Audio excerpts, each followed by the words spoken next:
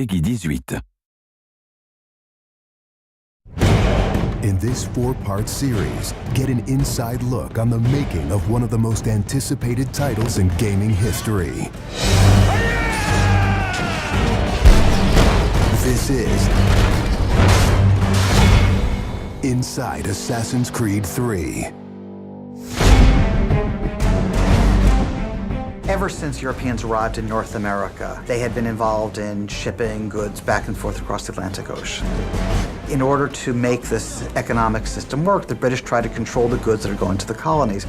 And it was this goods coming back and forth which made a few places on eastern North America important. Whether it's the Boston Tea Party or the Boston Massacre. Fire! We have these big historical events that we can situate our game around.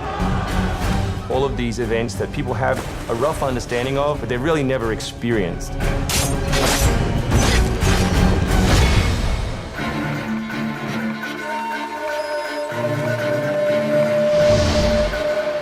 We had to go back and get our historian to find us accurate maps from the era of what Boston and New York looked like. These are actual replicas of the cities. If you're familiar with those cities, you should have that sort of eerie feeling of finding familiar sights. We really wanted to push the animations and just make it look like it's a real living world. As you walk through the crowd, you'll also see animals in the streets. They'd have a pig, they'd just clip his ear in a certain way, and they'd let him go in the street. And then he'd eat garbage, and then when it was time to eat the pig, you'd go and find your pig, and you'd slaughter it and eat your pig. We've got a lot of new ingredients that just bring a new, fresh feeling to the gameplay inside of the cities.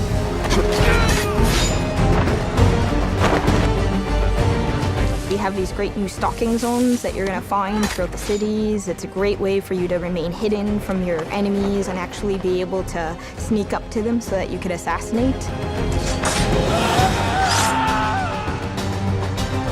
We've got this amazing dynamic weather system in, so we can see not just the time of day passing, but also going in and seeing the same environments, not just in the summer, but in the winter as well. Even though it's a much more condensed area in the city, you actually have to be more careful. There will be carts moving past, so as you're running along the buildings, escaping some snipers, you'll be able to just dive off into a hay cart that's driving past. You'll be able to jump out of that, free run quickly through the streets, through a building, and jump out the other side. See people inside freaking out as you run past through their kitchen.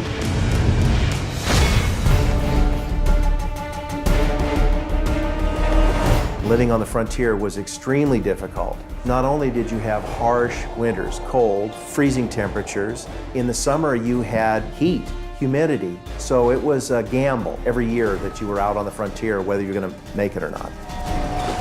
For AC3, the biggest difference is just having access to the frontier. So this huge wilderness area that you can sort of explore at your own pace.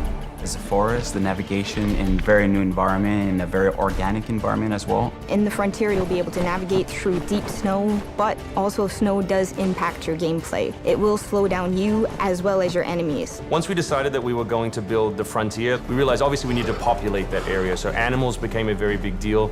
We have over 24 different species of animals in the game. There's an entire hunting loop that you can engage in. Whenever you're building elements such as animals, you're halfway trying to be real and halfway trying to fulfill that fantasy of what people expect.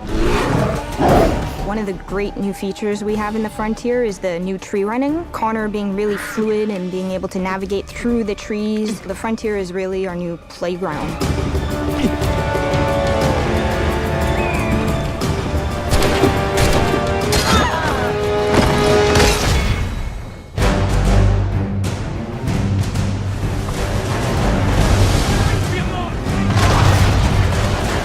This war at sea was truly a global war and involved not only the British, but the French and the Spanish and the Dutch. Naval engagement of that period was all about closing the distance. Boarding is the end game. You've got to be able to close with the enemy, get alongside, then get on board to steal his ship. You want to take that ship intact if you can, because that's where you get your prize. The prize is whatever is on that ship that you want. Naval warfare was absolutely decisive to success in the American Revolution. Commerce comes by sea, at the same time invaders come by sea. You control the sea and you control the conflict. It's a huge part of the historical period. The Revolution is won pretty much at Yorktown by a blockade of ships. You know, we can't ignore this part of the history. This is critical. This is something that we have to do. We started a whole team up just to specifically focus on the naval experience. Naval combat has been a huge challenge. The technology of the wind, the water simulation has been a massive undertaking for the team. Initially, we didn't even think it was feasible because it's a big moving structure. It's a full simulation on high seas where Connor is controlling a ship, he's controlling a crew as well, so he's kind of the master and commander on the ship. Very exciting. I mean, you are on a moving vessel that is very much part of the sea itself.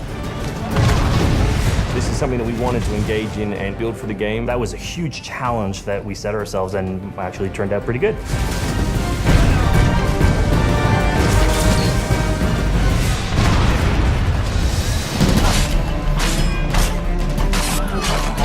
If you haven't played any Assassin's Creed games before, we really think this is a great point to get on board. It is a new story, it is a new character. This team is full of people who love making Assassin's Creed, who are delivering just an astoundingly polished and fun experience. As a creator, nothing gets better. To be frank, it just looks great. Seeing all of this coming together at the end, it's amazing. For new fans, really, this is about as good as it gets. It's by far the biggest and best Assassins yet.